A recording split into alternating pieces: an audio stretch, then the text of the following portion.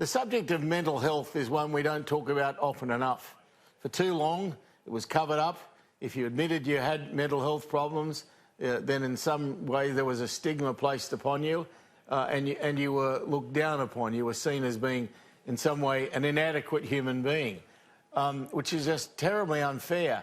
But I think now we're coming to face up to these issues a lot better and realising that a lot more people have problems than we ever gave credit for, a lot more. And I'm delighted that one of them, Wayne Schwass, an ex-AFL player, has given us his time tonight. I want to read out to you a sentence that he wrote, because I think this sums up the kind of problems that people do face. I lived in fear, paralysing fear, for 12 and a half years about what people would say, what they would do, how they would react if they knew that I had mental health conditions. Such was the stigma. So I'm delighted to welcome Wayne to the program. Wayne, it must have been difficult for you, very difficult, especially in that testosterone-filled area of sport in which you were excelling, but having these problems with at the same time. Yeah, good evening, Graham, and thanks very much for inviting me onto your program. It was a difficult experience, certainly throughout my AFL playing career, and I think what made the challenge all the more difficult was the belief that I had foolishly through my young years and then through my footballing career was that men weren't expected to be vulnerable. We certainly weren't meant to be emotional. And under no circumstances were we encouraged or supported to show vulnerability and cry. So in an AFL environment, and I'm not criticising my industry, my clubs or anybody involved in my career because it was a wonderful time, but during that time, Graham, men didn't talk about these complex issues. And more importantly, at an individual level, I didn't have the emotional toolbox or capacity to be able to explain the difficult situations that I found myself in. So I didn't do it.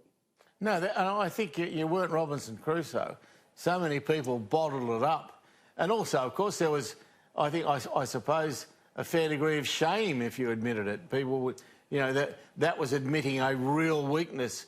And when you're in a football environment like you were, because weakness is something you're not allowed to have. Yeah, look, you're right. I think that there's a tremendous perception and attitude that does prevent people like myself and many other people still today in Australia who don't feel comfortable or confident enough for them to be able to step forward, talk about the challenges that they might be experiencing with regards to mental health conditions.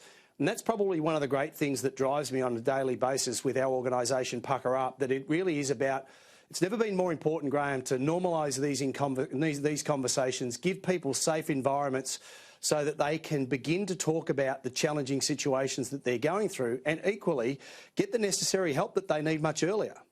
Yeah, that's the thing. You've got to get it as early as possible. Now, just as an outsider looking in, I look at football clubs, and it doesn't matter whether it's rugby league or AFL, it's irrelevant.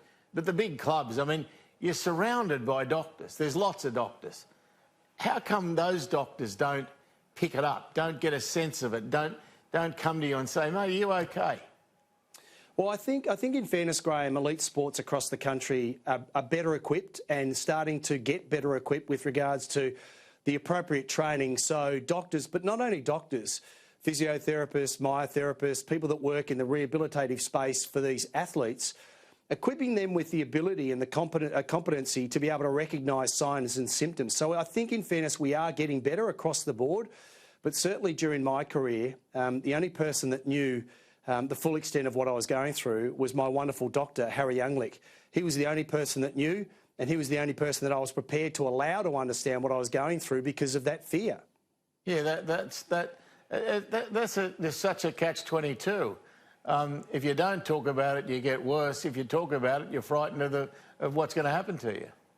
Yeah, well, the interesting thing for me, Graham, was that I wasn't prepared to talk about it to anyone else except for my doctor, Harry. And the other real reason, which was the thing that I was scared of the most, was I believed foolishly that if anybody at my club, including coaches, teammates, support staff, knew that I had mental health conditions, I'd lose my career. So I made a conscious decision for 12 years not to talk to those people because protecting my career and my income was the most important thing. The irony of that, though, unfortunately, was that I compromised my health and my well-being. Yeah, I mean, that is the classic catch-22. And then, of course, I imagine when you finish your career, you may have earned a lot of money, but you then have to spend a fair bit of it trying to get yourself sorted. Yeah, unfortunately, Graham, I can't put a price on it, and I'm not interested in trying to work out how much money I invested into my mental health and emotional well-being, and more importantly, my recovery. What I do know, though, it took me 12 and a half years from the date of diagnosis to be in a position where I could finally find the courage to tell my family, then tell my close friends, and then I made a decision to go public with my story. And that liberated me because it meant that I was in control of my narrative. I owned my story. But also it's given me a wonderful opportunity now through my organisation to have a positive impact on other people who are going through very similar challenges. Yes, tell us about Pucker Up. Yeah, I'm glad you asked, Graham. It's a social enterprise and we're an advocacy organisation, and we've worked tirelessly for the past 3 years trying to normalise mental health, emotional wellbeing and suicide prevention.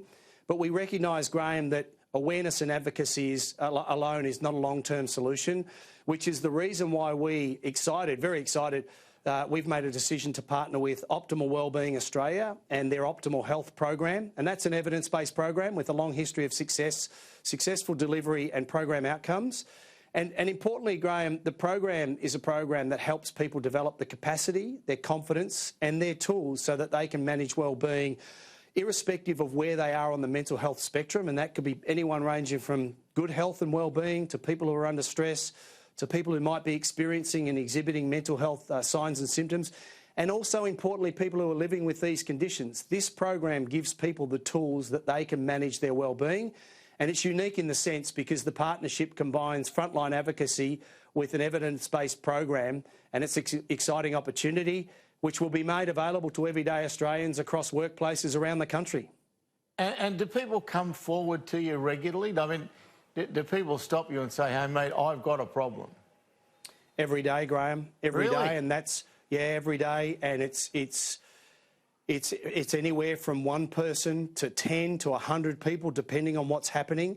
And I accept that that's part of the responsibility, and I need to treat that with the care and the respect that I do, and I invest considerable time into making myself available. I can't treat people, but what I can do is give them an opportunity to express to me what's happening in their life and then make some informed recommendations as to appropriate pathways to seeking help. I loved my career, Graham, don't get me wrong. I'm very grateful, I'm very thankful for that experience. But I can honestly say to you and your audience tonight that the reason I'm here is to do the work that I do, and there's nothing that gives me more satisfaction or more reward than helping people going through difficult situations. Does being, physically strong, physically healthy, help with the mental issues, or is it irrelevant? No, it's very important, Graham. It's very important that we have an active lifestyle. We prioritise sleep, we exercise, we eat a healthy, balanced diet. We explore all the different physical activities available to yoga, meditation, mindfulness, cycling, running, whatever it is. These important habits have a profound and positive impact on our emotional well-being, but equally, it's just as important to begin to prioritise and invest time and effort into our emotional well-being, our mental health, because when we think about health, it's not just exclusively reliant on our physical health. It's just as important, in my opinion, it's more important that our mental health is healthy and well, because they both are reliant on each other. Indeed they are. Look, thank you so much for your time, Wayne. I've really enjoyed the conversation and I hope we can have another one. Look forward to it, Graham. Thanks again for the opportunity.